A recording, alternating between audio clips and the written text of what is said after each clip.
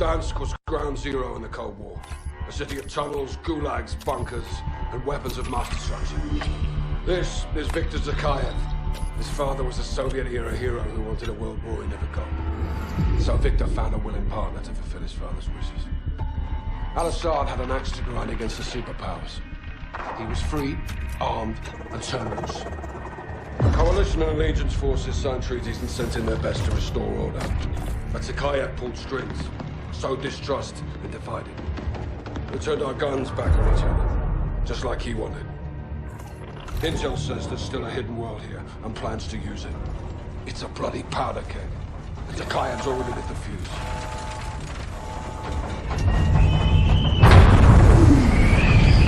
Let's get it done, yeah?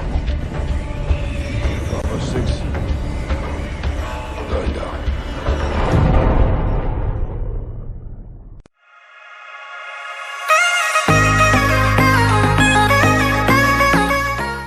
What's poppin', people? Welcome back to the channel. Tonight we're going to be going over Season 4 update to Call of Duty Modern Warfare and Warzone.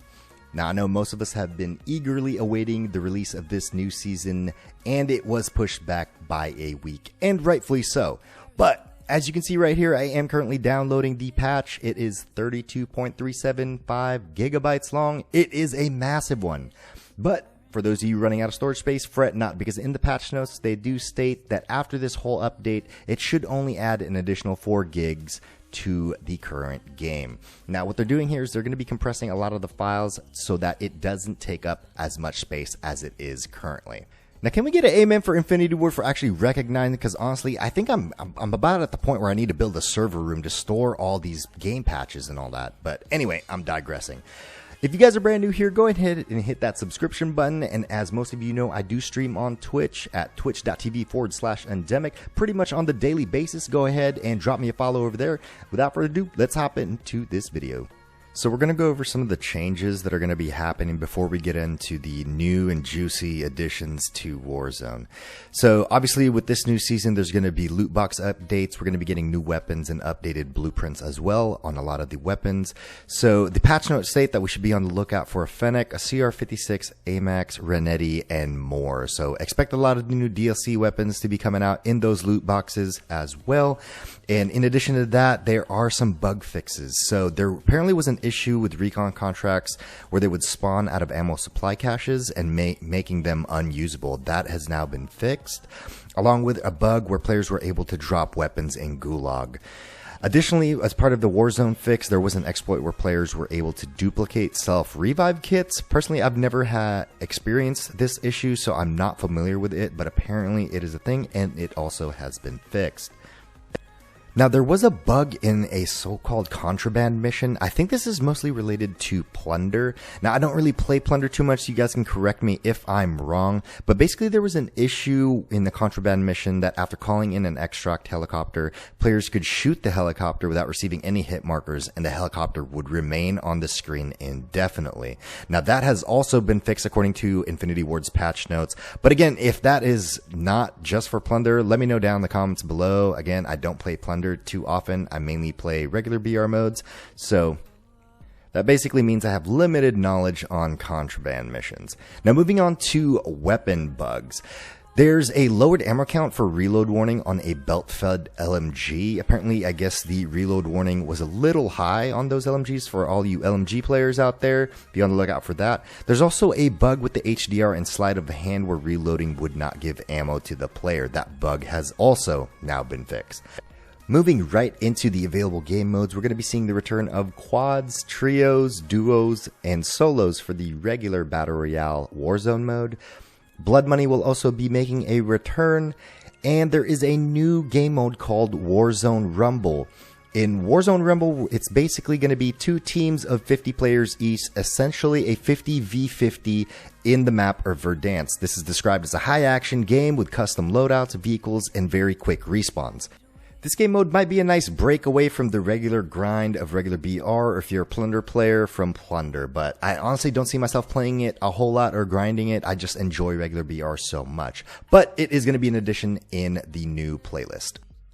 Moving on to our final, and I think the most exciting addition to Season 4 and Warzone are the in-match events. Now, the patch note describe 3 different in-match events that can occur once per game without any notice. So these events will pretty much trigger anytime from the moment you drop from the plane all the way up until before the gulag closes. Now I'm going to quickly list all 3 events before I break them down. There's going to be a jailbreak event, a fire sale event, and a supply choppers event. So when a jailbreak event occurs, it basically means that all players that have been eliminated will be released back into the match. Now, if you are waiting in the gulag for your 1v1, or you have already lost your gulag and haven't been bought back yet, this basically means that once the jailbreak event triggers, you will be released back in and will be able to parachute and secure some loot. From the sounds of it, you are going to be dropping with the X16 pistol that you drop with at the beginning of the game. But I think this adds an interesting dynamic to gameplay in the BR, because we're going to get a 1-minute timer before the actual jailbreak occurs. This is going to allow the remaining team members to secure an area possibly that has loot, so that you can drop safely and quickly loot up. Now, everybody that is still spectating or waiting in gulag is going to be returning, so this is going to be insane to see how many players come back, how many people they're going to have to fight that are already kitted up, and how much loot is going to be available. The second in-match event is called a fire sale, and as the name holds true, we are going to be getting up to 80% discount on items in the buy station. Now, sorry to burst your bubble, but this will not apply to loadout drops. Thanks a lot, Infinity Ward. Thought we were about to get really cracked out on all our kits. Anyway, going back to this fire sale, we are going to be seeing an up to 80% discount on all items in the buy station. This includes revives for your teammates, UAVs, body armor, and lethal kill streaks. Now, one caveat to the fire sale is when the event drops, we are getting no pre-warning. So when the event does trigger, players are going to have only 60 seconds to head to the nearest buy station and purchase whatever they can. Now, I think this is going to create an interesting dynamic in the gameplay, because if you thought buy stations were a hot and contentious spot before, I think this is going to make them even more hotter. So the gunfights are going to be even crazier. There's going to be more players rolling in. So everybody keep your head on a swivel and watch out when the fire sale occurs. The final in-match event we're going to be getting is called Supply Choppers, and as the name states, we are going to be seeing a non-lethal but heavily armored helicopter appear on the map in-game. Now, once this does appear, the chopper will not shoot at you, but it is going to have a ton of health to take down. The point of taking down the supply chopper is it drops very high value loot. Some of the loot that is included will be 3 UAVs, 2 armor boxes and munition boxes, a gas mask, a grenade launcher, and tons of cash. At a minimum, I can't even wait to see what else will come out of this crazy kitted chopper.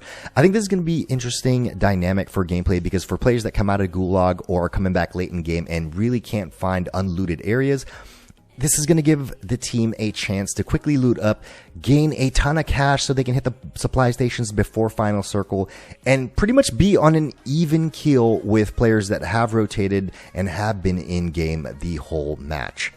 Now, the downside to this in-match event is for those players that are going to be attacking these supply choppers, it is going to be giving their position away pretty easily. So you got to keep your head on a swivel, watch for those people rotating in or trying to flank you while you're getting this chopper down to the ground. And on top of that, once you get the chopper down to the ground, you have to head over to the wreckage and collect your loot. So there are going to be some contentious matchups there, people trying to poach loot that has dropped from the choppers. So keep your eyes peeled and watch each other's backs. That way you guys don't get snuck up on.